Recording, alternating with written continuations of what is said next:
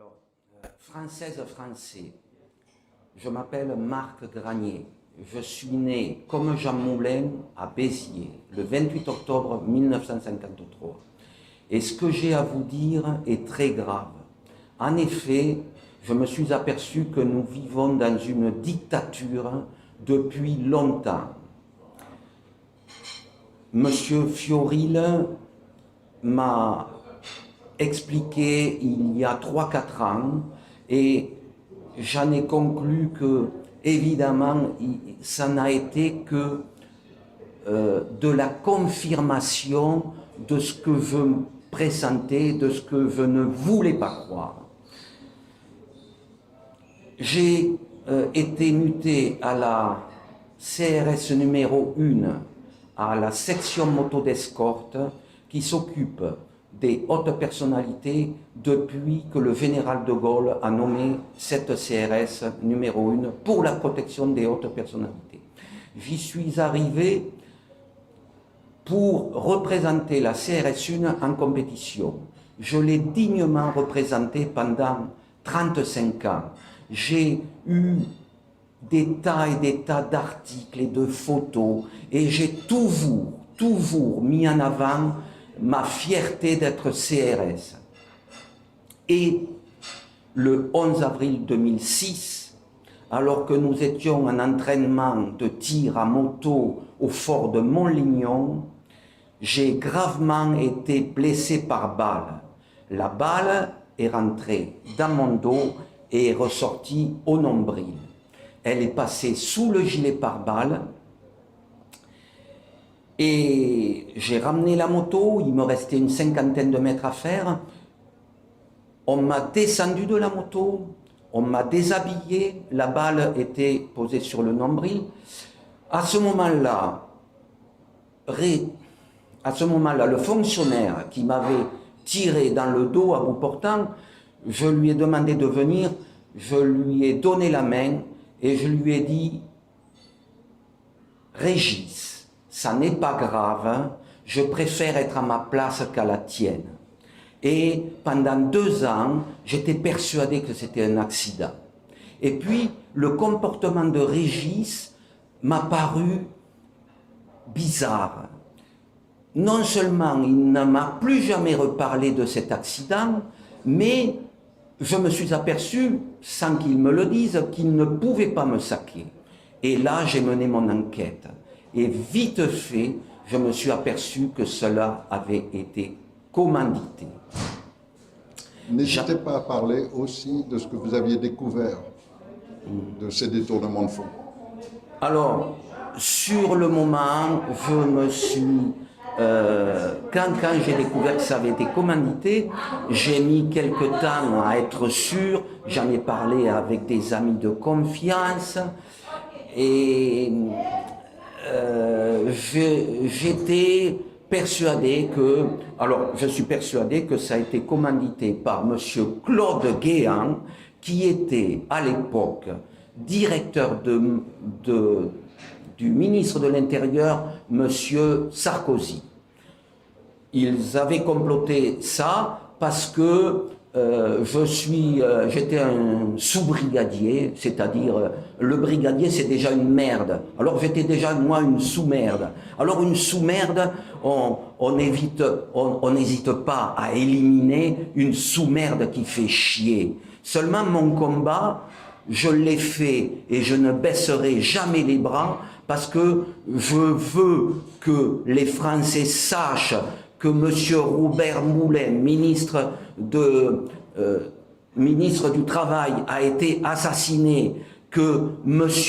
le Premier ministre Bérégovoy a été assassiné, que M. Coluche a été assassiné. Des gens comme Coluche, on lui avait proposé la Légion d'honneur et par derrière on l'assassine. Comment pouvez-vous supporter de telles injustices?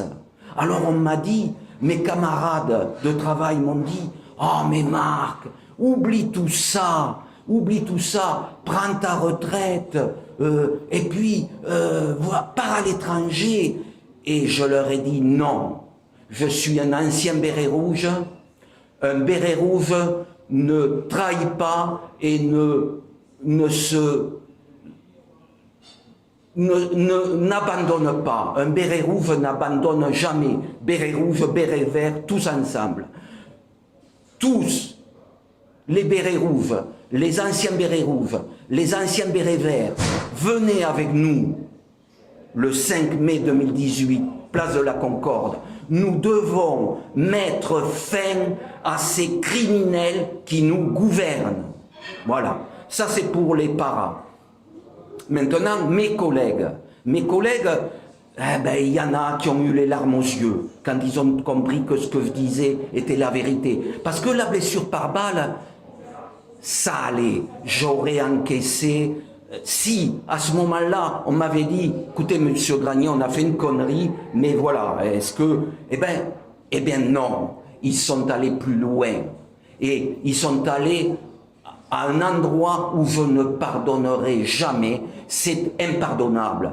Ils ont comploté pour, à 3 reprises, me mettre une balle dans la tête et dire que c'était un suicide. Ah ben bien sûr, le policier, il a son arme individuelle, hein, et puis c'est facile, c'est facile. Il y en a beaucoup qui ont été éliminés comme ça. Énormément. Je connais mon ami Xavier Merlin, qui travaillait à la direction zonale. Eh bien, ça a été mon premier confident. Ça a été le seul à la CRS1 à m'encourager. Il m'a dit, Marc, n'abandonne pas, ce sont des fumiers. Eh bien, il l'a payé très cher. J'espère que c'est pas de ma faute si il a été tué, parce qu'il a été tué le lendemain de l'attentat du Bataclan. Et c'était quelqu'un qui connaissait énormément de choses. Je vais vous dire ce qu'il m'avait dit lorsque j'étais en interrogation sur l'affaire Mera. Je vais vous dire, et je vais vous dire que je pense que c'est pour ça qu'il a été tué. Eh bien, sur l'affaire Mera, il faut savoir que Mera, les Américains l'avaient intercepté dans les pays où ils s'entraînent pour le djihad. Et les Américains ont dit à la France, nous tenons un djihadiste français qui s'est entraîné dans les camps et qui rentre en France. Que faisons-nous? La France a dit, laissez-le. Et M. Mera était un agent qui travaillait pour la France. Seulement, cet agent-là, ils l'ont assassiné. Ils l'ont assassiné. Et alors après, on invente tout ce que... Et alors, tout le monde descend, tous les partis politiques descendent à Carcassonne. J'y étais. J'assurais la protection de monsieur le Premier ministre, monsieur François Fillon, qui est un homme remarquable. Voilà. Alors, les hommes remarquables, on les dézingue. Ah ben ils auraient très bien pu empoisonner M. Fillon, ils auraient très bien pu, ils étaient capables de tout. Voilà. Alors, mon copain Xavier Merlin, grâce à lui, je suis encore en vie, parce qu'il m'a conseillé, et grâce à lui, je suis en vie. Il m'a dit, Marc, ils n'auront jamais ce que tu as dans la tête, tu sais que les planques, ça dure, mais au bout d'un moment, eh bien, c'est ce qui s'est passé et je leur ai toujours échappé. Il n'y a pas que ça. Je leur ai échappé parce que, personnellement, je suis convaincu que le bon Dieu existe. Je suis redevenu croyant, pratiquant, comme le colonel Beltrame, hein? Je préfère pas en parler. Mais lui, comme moi, nous sommes des anciens parents et nous sommes des chrétiens. Est-ce que vous croyez qu'il est logique qu'un lieutenant-colonel se propose comme otage? Bien sûr que non, bien sûr que non. Tout a été préparé. Alors, je n'ai pas donné les précisions au sujet de mes tentatives d'homicide maquillées en suicide. Donc je vais les donner. Eh bien les précisions, elles sont toutes écrites, elles sont toutes minutées avec les acteurs de ces complots. Et j'ai amené à l'ambassade de Russie. J'ai été très très bien reçu. Ils m'ont écouté. À 3 reprises, je suis allé à l'ambassade de Russie. Bien sûr, on m'a toujours empêché d'y aller. Alors j'y allais avec ma petite 125 Yamaha et je passais tous les feux rouges et personne ne pouvait me suivre. Et je les ai ruinés parce que maintenant, s'il m'arrive quelque chose, eh bien, il suffit de demander à l'ambassade de Russie d'avoir ces écrits où tous les noms des fonctionnaires impliqués sont notés. Et alors, ça aussi au Conseil national de transition, et on les a aussi le dossier. Au Conseil national de transition aussi, et j'ai rencontré 4 avocats. Le premier avocat que j'ai rencontré, Maître Gilbert Collard, il a été bien avec moi, parce qu'au début, il m'a aidé, et il m'a dit, monsieur, qu'est-ce que vous voulez faire? Je lui ai dit, la tentative d'homicide par balle, j'ai pas rêvé, je l'ai bien pris la balle. Alors je veux déposer plainte. Il m'a dit d'accord, on se revoit la semaine prochaine. Et la semaine d'après, eh bien, il avait, comme vous, il avait été conseiller et il m'a dit que non, il ne pouvait pas m'aider. Je lui ai dit parce que c'est une affaire d'État. Il m'a dit oui, oui, mais il a été bien, il a été honnête avec moi parce que c'est pas le cas de tous les avocats. Et les victimes du Bataclan qui ont comme avocat Olivier Maurice, eh bien, je vais vous raconter ce que m'a fait Olivier Maurice. C'est une honte. Parce que j'ai eu du mal à le rencontrer. Quand je l'ai rencontré, il m'a dit « Monsieur Granier, si vous venez dans mon bureau, vous m'amenez 7200 €. » Je lui ai dit « Pas de problème. » Ils savaient que je ne les avais pas, les 7200 €. Ils savent tout. D'un clic, ils vous coupent votre compte en banque et vous ne pourrez plus rien faire. Il faut se réveiller. Et si vous ne vous réveillez pas, il sera trop tard.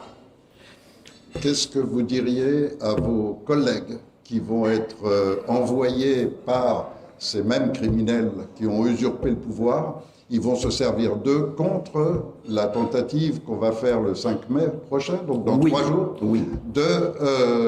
d'offrir au peuple de France, enfin de sortir de toute cette gabegie, de tout ce marasme, de toute cette criminalité qui devient institutionnelle. Eh bien, je vais être solennel. Le 5 mai 2018, c'est-à-dire dans quelques jours, nous nous rassemblons des généraux de l'armée, des généraux de la gendarmerie, des hauts fonctionnaires de police, des hauts magistrats qui individuellement ne peuvent rien faire. Et ils savent que les traîtres à la nation nous envoient dans le mur. Donc, si le 5 mai, nous ne réussissons pas, nous ne pourrons plus jamais revenir en arrière. Et donc, je leur dis à mes collègues policiers, gendarmes et militaires, ce jour du 5 mai, n'allez pas sur Paris. Alors, PS, d'accord, mais pas les forces d'intervention, pas les forces de sécurité, pas les forces anti-émeutes, parce que nous, personne ne sera armé. Les bérets rouges, les bérets verts viendront avec leurs bérets, moi j'y serai, tantôt avec un béret rouge, tantôt en tenue de policier, mais nous ne serons pas armés. Mon arme, c'est mon bâton télescopique, parce qu'avec ça, je ne peux pas me suicider. Donc, je n'aurai pas d'arme, et les gens qui seront le 5 mai n'ont aucune arme. On aura un certain nombre de généraux de la gendarmerie, de magistrats, etc., qui seront avec nous, et beaucoup de femmes, de policiers qui se sont engagés à être aussi avec nous. Ce qui veut dire qu'en fait, les CRS qui vont être envoyés risquent de s'en prendre aux femmes de leurs collègues, de s'en prendre à leurs supérieurs, qui sont intègres et défendent la nation. Et ceux-là vont défendre le Conseil national de transition, vont être dans nos rangs. Les policiers qui viendront, nous serons pour la paix, nous ne serons pas armés, nous n'allons pas violenter les forces de police. Les policiers qui viendront ne pourront pas dire qu'ils ne savaient pas. Je leur demande de ne pas écouter les ordres de la hiérarchie franc-maçonne, parce que ceux-là sont des traîtres à la nation. Et ceux qui vous obligeront à y aller, je vous le garantis, vous n'aurez pas d'excuses. Si vous y êtes, c'est que vous aurez voulu, parce que je vous ai prévenu. Moi, je suis qu'un petit trou du cul, mais vous ne pourrez pas dire que vous ne saviez pas. Merci, Marc. Une dernière chose, je lance un appel à l'ancien Premier ministre, M. François Fillon. Je lance un appel à l'ancienne garde des Sceaux, Rachida Dati. Et je lance un appel à Marion Maréchal Le Pen, que j'ai rencontré à l'Assemblée nationale, pour qu'il fasse un communiqué de presse pour faire savoir au monde entier que le Conseil national de transition existe. Je vous demande du courage, il faut du courage, mais faites-le. Et si vous ne le faites pas, vous ne pourrez pas dire que vous ne saviez pas. Je sais que vous êtes comme moi, que vous êtes chrétien, je le sais. Parce que je me renseigne et je sais. Alors, sauvez la France, et pour sauver la France, bien sûr que vous n'allez pas venir avec nous, mais informez la presse que ça existe, afin que la presse soit obligée d'informer les Français. Parce que, pour vous dire, j'ai amené à Motojournal, j'ai amené à Motorevue, j'ai amené au Progrès, à Lyon, qui m'avait sorti un article remarquable en 82 à la suite de ma victoire aux 24 heures de Barcelone, comptant pour le championnat du monde d'endurance. Il m'avait fait une pleine page, il m'avait mis en première page. J'étais un policier motocycliste qui brillait en compétition, mais à l'époque, les motocyclistes policiers, on ne leur jetait pas des pierres dessus. Et pourquoi on leur jette des pierres dessus? Parce que Sarkozy a fait la sanction automatique et c'est inadmissible. Un policier, il est seul juge. Et donc, je vous dis, tous les Français qui m'écoutaient, la sécurité routière sera faite par des anciens motards de la police nationale, des anciens motards de la gendarmerie nationale, et ça va changer, ça va être fini ces conneries de 51 à l'heure et bing, et on vous prend, et on vous prend, et on vous prend. Vous en avez jamais assez qu'on vous prenne de partout. C'est bon, réveillez-vous, venez avec nous. Voilà. Merci, monsieur Granier. Vous êtes un homme d'honneur et c'est admirable. Et s'il y a beaucoup de gens comme vous, je crois que rien n'empêchera le peuple de reprendre ses pouvoirs. Parce que nous sommes dans le droit. Merci à vous, parce que grâce à vous, nous allons gagner. On va y arriver. Merci, monsieur Florent. Merci.